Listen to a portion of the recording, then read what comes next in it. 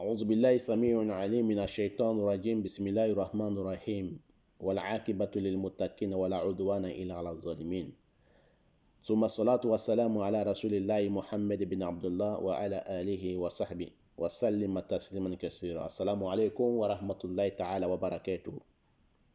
Chers frères et sœurs en islam, nous vous saluons avec meilleure des salutations. Nous demandons à Allah subhanahu wa ta'ala sa protection contre les satans lapidés.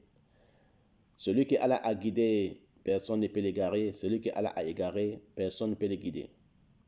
Nous demandons à Allah subhanahu wa ta'ala de nous faciliter la prière. Salut, paix sur le prophète Mohammed, ainsi que sa famille et ses nobles disciples, et tous ceux qui vont le suivre jusqu'au jour de la résurrection. Amin.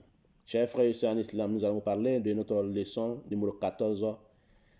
Les rêves divergés selon l'islam. Nous allons parler de la lune numéro 1.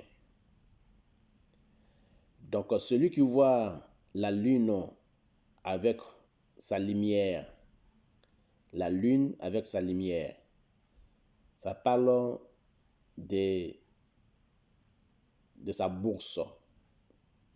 Il va gagner une grade, il sera nommé dans son travail, il va avoir un grade élevé dans son travail quand il voit la lune avec sa lumière. S'il est dans un concours, il va gagner ce concours. S'il a un examen, il va avoir un bon résultat dans son examen. S'il est rabaissé dans son travail, il sera élevé. Il va avoir un rang bien élevé.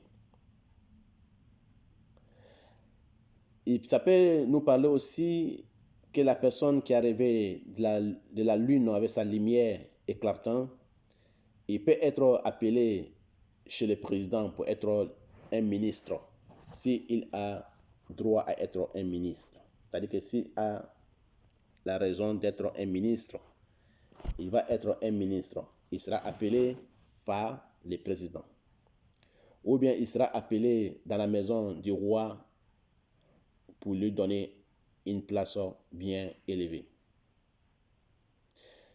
Et s'il était un homme rabaissé dans son travail ou dans les quartiers ou bien dans la maison ou dans son contrée, il sera un homme bien élevé par Allah subhanahu wa ta'ala. Il sera un homme avec un bon rang social.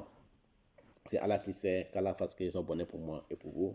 C'était notre interprétation des rêves selon l'islam, leçon numéro 14, la lune numéro 1.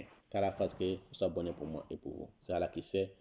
Nous allons nous retrouver, Inch'Allah, sur leçon numéro 15, la lune numéro 2.